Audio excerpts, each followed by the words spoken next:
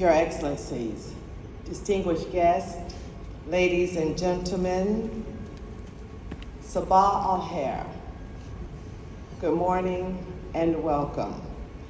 I would like to thank Dubai Municipality for organizing the 17th Dubai International Food Safety Conference. This conference comes just as we concluded COP28 on yesterday. I congratulate the UAE government on the remarkable success of COP28, its excellent organization, and the warm hospitality we received. And thank you for your vision and partnership in the Agriculture Innovation Mission AIM for Climate. 2 years ago, together with the United Arab Emirates, the United States at COP26, we launched the Agriculture Innovation Mission for Climate. AIM for Climate brings together partners from around the world to catalyze greater investments and support for climate-smart agriculture and food systems innovation. Together, we are successfully raising global ambition to meet the challenges we face in agriculture and in climate. It has been so rewarding to celebrate the momentum and achievements of AIM for Climate with many of our partners who are represented here today. Since launching at COP26, AIM for Climate partners have increased investments in climate-smart agriculture and food systems, accelerated innovation, and communicated the impacts of these investments thus far. Climate change has the potential to dramatically increase risk to our global food systems. For example, warmer climates could potentially impact the level of pests and diseases that we are confronted with. As a part of AIM for Climate, we are now the happy home for 78 innovation sprints. For example, one of our AIM for Climate innovation sprints is led by CropLife International. This $13 million collaboration with other AIM for Climate partners, BASF, Bayer, Corteva, FMC Corporation, and Syngenta, is accelerating the transition to sustainable climate-smart pesticide management in low and middle-income countries.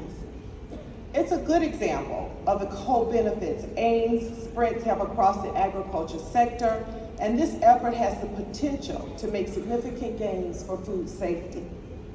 The United States recognizes that to accelerate scaling and deployment of innovation, we need public-private partnerships to thrive. AIM for Climate is uniquely positioned to build greater philanthropic, public, and private partnerships to thrive. We are working across sectorial partnerships globally.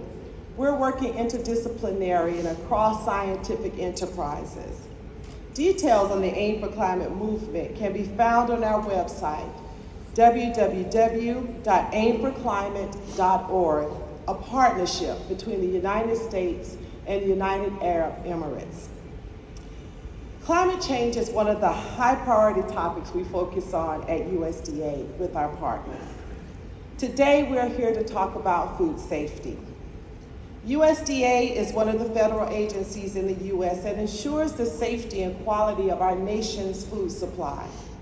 We work with other agencies and partners to inspect, regulate, and educate the public about food safety and to respond to food safety emergencies and disasters. We also provide food assistance and nutrition education to millions of Americans who are food insecure. I am the Chief Scientist of the Department of Agriculture and Undersecretary of the Research, Education, and Economics Mission Area, which is the home of the scientific agencies for USDA. And an overarching principle we adhere to is quality, objective science in support of sound policy. Food safety research seeks ways to assess, control, or eliminate potentially harmful food contaminants, including both introduced and naturally occurring pathogenic bacteria, viruses, and parasites, toxins and non-biological based chemical contaminants, mycotoxins and plant toxins. We have a unique position in USDA. With both science and regulatory missions, objective quality science undergirds sound policy decisions. At USDA, we ensure that our food safety regulations are transparent and science-based, providing opportunities for food safety communities of practice to participate in the rulemaking process. We inform and establish accountability through published regulations, notices, and directives, agency initiatives, support and research, and associated industry guidelines. A specific focus in food safety occupying our agenda lately is antimicrobial resistance. The USDA strategy to address AMR was announced during World Antimicrobial Awareness Week, which took place November 18th through 24th in 2023. The strategy identifies priorities in the terrestrial and aquatic food and agriculture sector to accelerate our understanding and minimize the risk of AMR. The strategy is organized around 3 areas of focus for collaborative action by USDA and its public and private partners.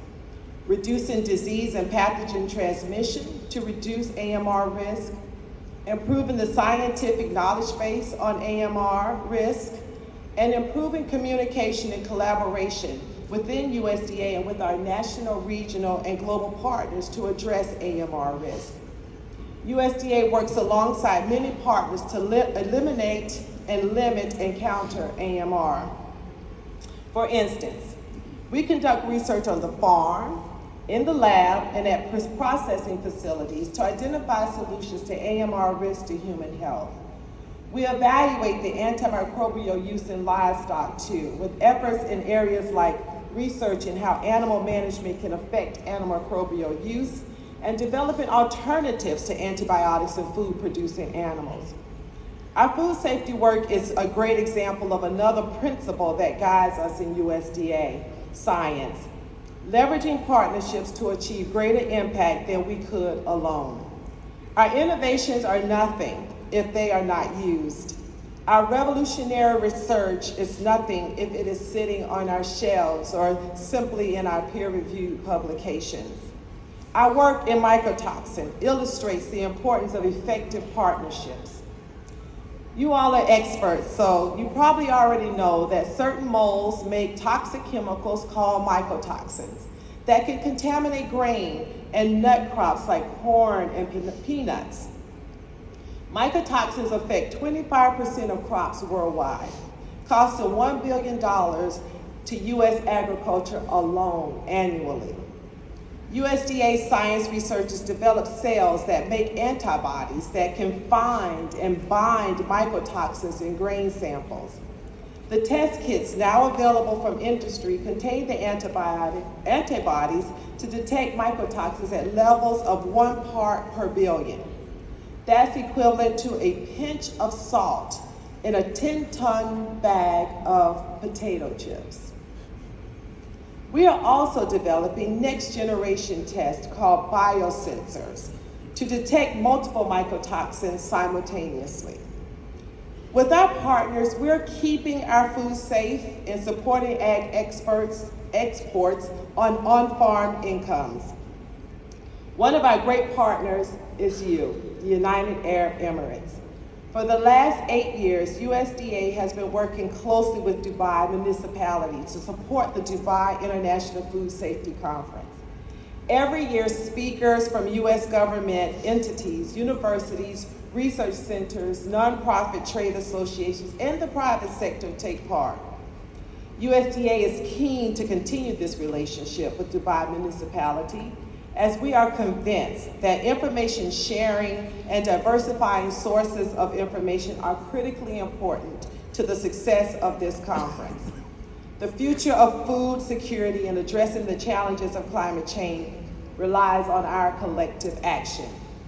I hope that all of you will continue with us on this journey to expand partnerships and increase investments in and support for climate-smart agriculture and food systems innovation for a more food-secure future.